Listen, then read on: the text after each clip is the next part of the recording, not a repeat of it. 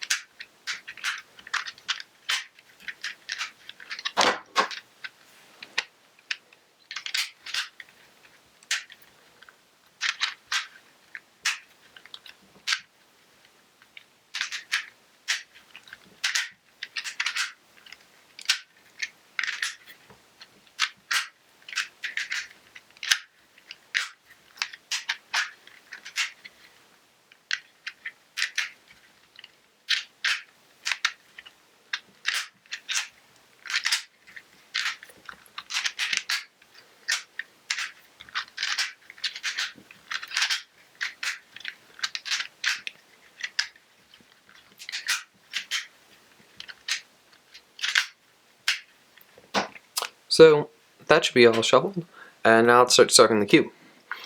So how I like to solve the cube is really try to reduce out the fourth dimension first, and I do that by moving one color pair to the outsides. So looking around, there's a few, let's say, purple pink pairs on the outside. So you can see here there's 3 purple pink on the outside pieces here and 1 here. What we'd like to do is get them all on the outside and not on the inside. The way we can do that is by using this movement, which takes all of the pieces on the centers of the front and back face, so these 4, so 8 total on this side, and then 4 and 4 for another 8 on the back. Those get swapped to the outside pieces. So if we want to end up with all of the pairs on the outside, then we just have to put them all on the inside first. And to do that, what we should do is move all pieces that are not that color to the outside. So the best way I found to do that is to find a pair of colors that don't exist on the front back of something. And looking around, it seems that the white yellow is the easiest because it's just very easy to find something that was no white yellow here, here, here, or here. There's enough color pairs that you can usually always find one that was simple to do. This was just one turn away. So now that we have that, let's move those non-white yellow pieces to the outsides, which means there's only all white yellow pieces exist on the inside. So the next thing we want to do is create solid faces. What I mean by that is like this. It doesn't have to be all yellow, it could be yellow-white, and we just want to create a bunch of those. So going through that, you can see this is not one color, but it's a color pair, and that's what we really care about.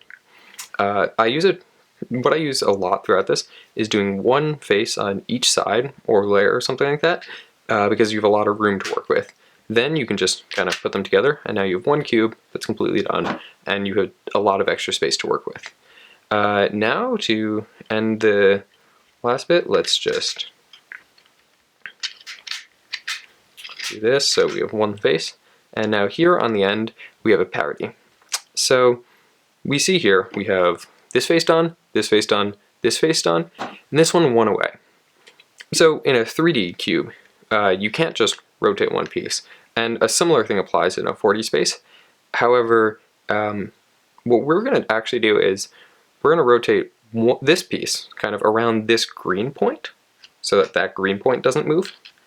And we're just going to rotate another piece around a point that's not a white-yellow. So for example, if you took this piece here, and you just kind of rotate it around this green, it just happened to also be green, if you rotate it like this, you see that yellow piece moved. Instead, if we moved it around that yellow piece, I think I might have misspoke earlier, we would rotate around that yellow piece is still in the spot we're happy with because we don't care about the outside yet.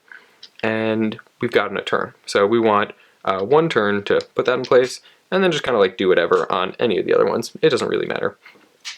So how I like to do this, I found it's the easiest, is to flip it in such a way that 2 pieces are together, and then the other 2 are wrong. Now, if we put all of the white, yellow, except the 2 that are wrong on the outside, we get a situation like this, where we have all the white, yellows on the outside, and these 2 that are wrong. So now we're free to flip those 2 upright. So any move I do here won't be able to take these off the outside, which is great. And these 2 we put together. So if they're touching like this, then we're in a great spot, because we can easily undo that with just standard 3D algorithms. We've kind of rotated it in this different space. So now if we leave these on the sides, so that when we do that movement again, they stay on the center, we come back with 2 centers done and 2 centers almost done. So now the last thing to do really, is to fix up those centers. So we can do this by just pairing those together, and now they're in a case that we can actually handle in regular 2D algorithms. So we just handle that. Now we have our 4 faces all grid. We can move those to the outside, and actually this is the hardest part of the 2x2x2x2 already done.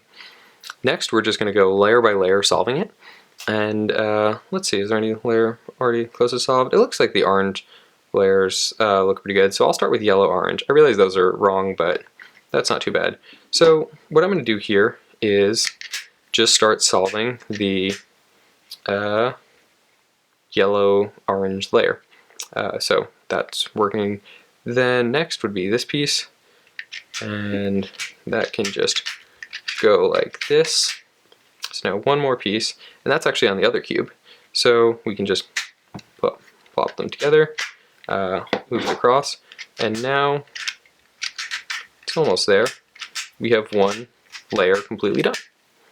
So now we're going to solve the other layer, but let's just do it on the other cube because that has kind of nothing that we care about messing up. So that will be the yellow-red layer. So working on that, we just put it together pretty simply, and we have that together. So now we can just attach these 2 cubes together, like that, rotate them around, and half of our puzzle is completely solved. And this one has all the right pieces on the outside. So basically this became a 2x2x2x2 that we just have to solve. So that really reduced the problem. It looks like blue is really close here, so let's just go with that one. And hey, now we have finished 3 out of the 4 layers, and the last one to do is the green, so finishing that up.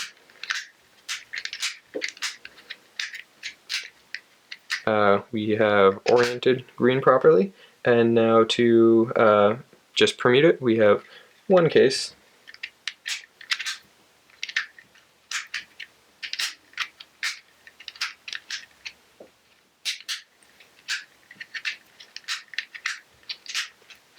And now we finish the second one. So put them together, and we have our solved 2x2x2x2 puzzle cube. Yeah, so I hope you enjoyed this. If you have any comments or questions about what I did, if any confusion, any suggestions what I could do better, or any other anything else related to this, leave a comment down below. I'll try to get back to everything. And yeah, I hope you enjoyed this. Thanks for watching.